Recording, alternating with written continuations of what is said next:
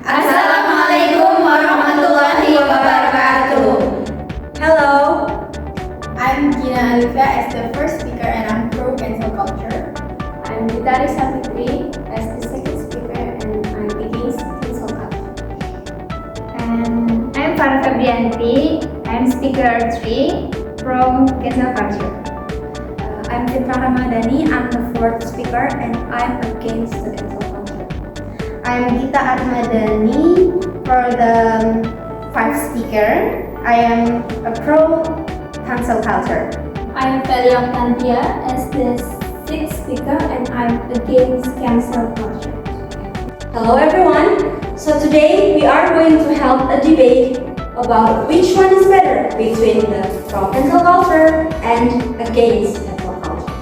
And without any further ado, let's start the debate. Well, good morning. Hello, smart people. Well, here we are discussing finally about cancel culture. But before we start, let me tell you what I mean by cancel culture. Cancel culture, as its core, is withdrawing or not giving the support from individuals or entities because their statements or actions we believe are bad and dangerous and are bringing harms and potential harms for people. This can include anything from boycotting people's or companies' product to refuse to work with them. Now, platforming means we don't give them the stage, we don't give them the platform. We should deny these individuals a platform to express their views, particularly when their opinion run counter to prevailing social norms. This practice of canceling often occurs in social media such as Twitter or X, Instagram, and Facebook. For the example, take the case of J.K. Rowling. We all know J.K. Rowling, right? As of my last knowledge update in January 2022, J.K. Rowling, the British author best known for Harry Potter series, has been involved on several controversies, primarily because on her statements on and views about transgender issues. This controversy generally stems on J.K. Rowling's comments on social media and in other platforms. She has expressed concerns about aspects in transgender activism, particularly in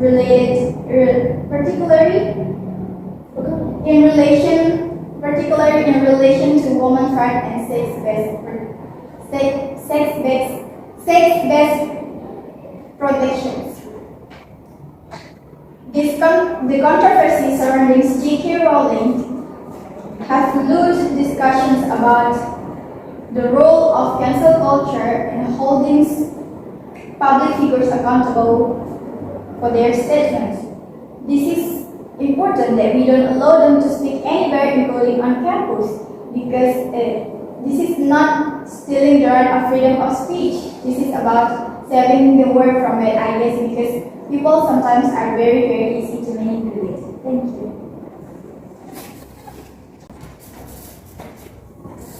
Thank you, Ms. Alifia, for clarifying the definition. I understand that accountability and responsibility are important, but cancel culture often falls into a mentality that suppresses dissent and voices. The majority can express what you think is right or wrong. Let's consider the perspective of disconfirming views with opposing views to the majority on the issue of particular who doesn't agree with the existence of AI. It criticized the government, but many people oppose with this opinion because of some of his words were inappropriate for the president. But Rocky Long said that some people were immature with dealing with his opinion with criticism. But also Long said that criticism is necessary for democratic country. So if we don't allow them to speak about their opinion, it risks diverse opinion. It kills freedom of speech and discourages of the other. Hindering the free exchange of speech, if they can't speak about it, people will not know what the other side of the timeline has the potential potential to have an impact on social life, such as if they can't speak about it, people will not know what the other side of IKN, and they can't speak about it, people will not know what the other side of IKN. The potential to have an impact on social life, such as land conflicts due to hunting for land property and illegal land. If you don't allow them to speak about their opinion, it risks becoming aggressive. It kills freedom of speech and discourages dialogue. Hindering the free exchange of speech. If they can't speak about it, people will not know what the other side of IKN has the potential to have an impact on social life, such as land conflicts due to hunting for land property and illegal land use. Thank you. Okay, thank you, Ms. Gita. I agree that open dialogue is vital. But when those opposite views persuades harmful ideologies or contributes to the criminalization of certain groups, it becomes a question of protecting vulnerable communities. Cancel culture can be a tool for the marginalization voice to push back against harmful narratives. For the example, in the case of celebrity life, it is wise for us to not let Mr. Rizky Bilar to speak in public and podcasts, because if we let him, the audience will be affected by his faults. The attitude in media, we sometimes trace from his true behavior that was exposed by various media. In this situation, we need to understand that allowing Mr. Bilar to speak in podcasts and public can provide him with a platform to spread views or behaviors they may come to against, regardless of his popularity and celebrity life. It is necessary to prevent his controversial attitude or actions from negatively influencing public opinion. Awareness of how behavior regulates in the media can differ from the actual reality, as already disclosed by various media. It is an important consideration to protect the public from potential negative impacts. As a preventive measure, engaging in cancel culture can be a tool to give a voice to those who might be marginalized by harmful behaviors of peers. This provides the community with an opportunity to counter dangerous that preventive measure. Engaging in cancel culture can be a tool to give a voice to those who might be marginalized by harmful behavior or views. This provides the community with an opportunity to counter dangerous narratives and protect vulnerable groups from negative consequences. Thank you. Okay, thank you, Ms. Farah, for your statement. So, we all know that it is really important to protect the marginalized communities. But cancel culture can also be weaponized against anyone who feels outside the mainstream. Well, let's take an example of a YouTuber who's expressing her unpopular political opinion about the Freddy Sambo murder case. So she uploaded a video in her YouTube account that explains everything that has to do with the Freddy Sambo murder case. She uploaded the news that has been reported from the media, like social media, television, or the newspaper. She uploaded everything about the case. And besides that, she also uploaded the theory of the real situation that would have been happening in the accident. Of course, based on the perpetrator's statement, so that they made the theories for that. And also, she included the comments or the opinions from the public, from the society about the case. So she basically explains everything about the case, the facts, the theory, the opinion that has to do with the case. And due to her action, she might face severe consequences. She can lose the opportunity of being employed, promoted, or maybe recognized in some particular industry. She might lose that. And the worst thing that could happen is, what if because of the cancel culture, no one will give her jobs anymore, no one wants to work with her anymore? And I think if she's really wrong, who are we to judge? We don't have the right to do it, so we can't be the judge, we can't be the tyrant to the case. So we don't have the right to make a decision about the case. However, I think it is okay for everyone to speak up about their opinion, about their comments. It is okay to speak up about our opinion, but punishing someone really hard just because of their opinion or their comments, it doesn't seem really fair to you. Especially when we don't have the right to do it.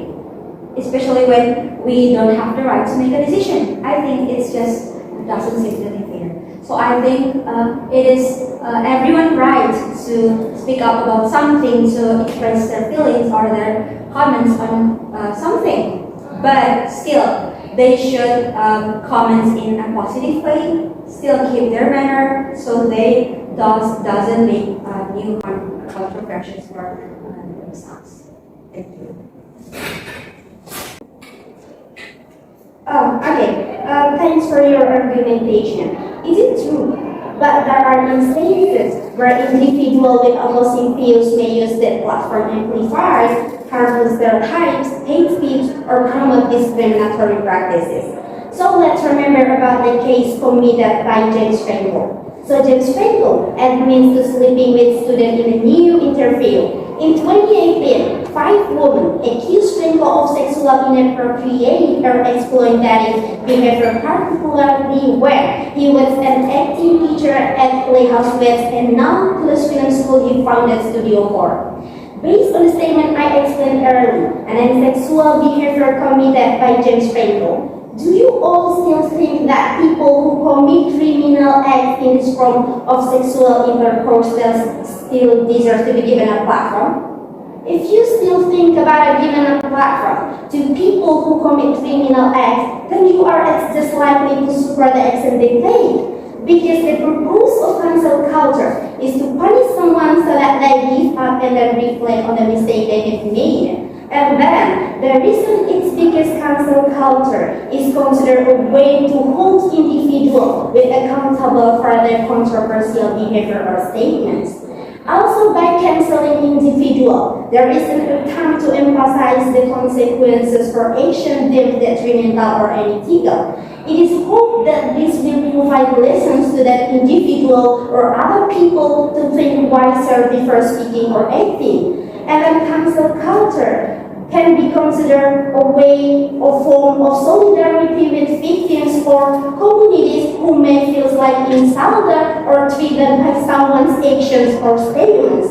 Importantly, this can create a safe and supportive space for victims and send the message that society will not tolerate such dangerous behavior. So, cancel culture became a response to ensure that this voice will not given into influence or normalized. As a matter of law, of course, we don't provide punishment. The law will decide it. We just need to do our part to educate people by not allowing them access to bad ideas. Thanks.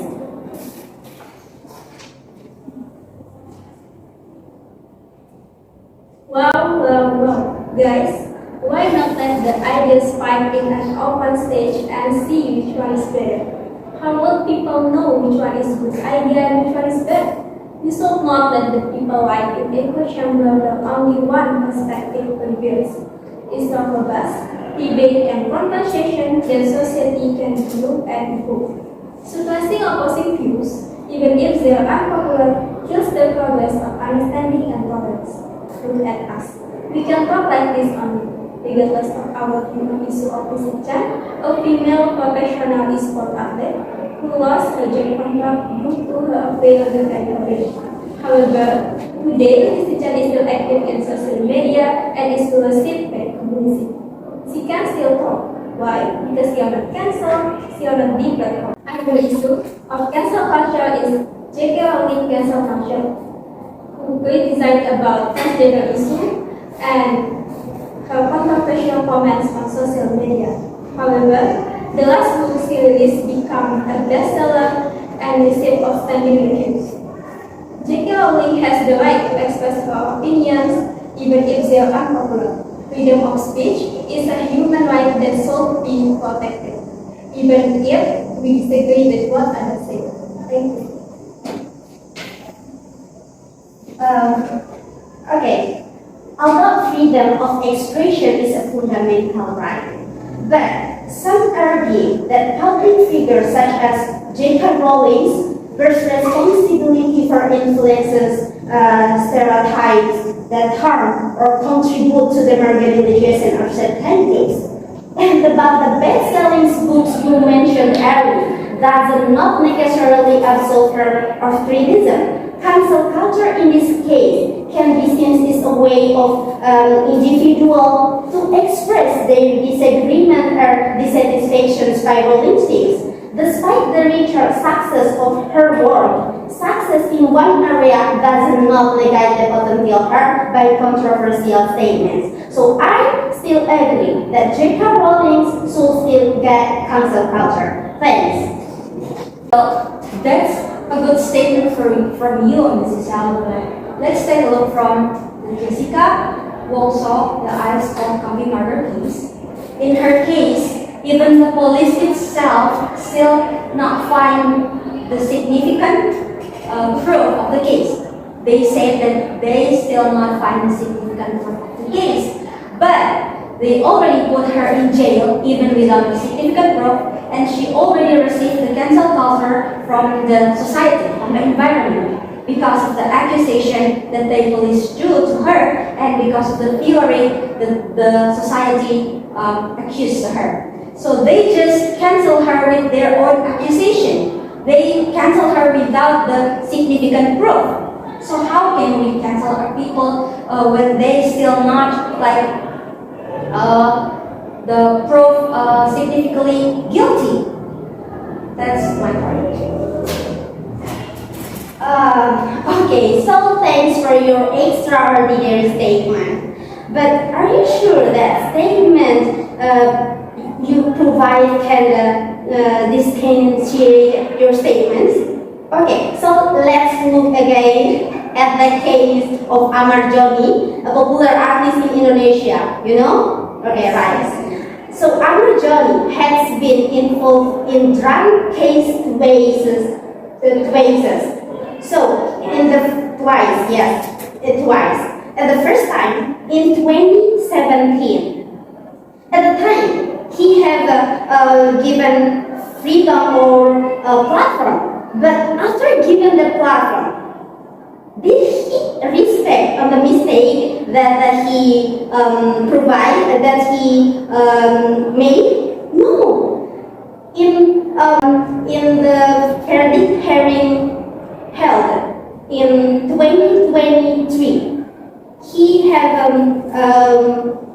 sentenced in the jail for seven months.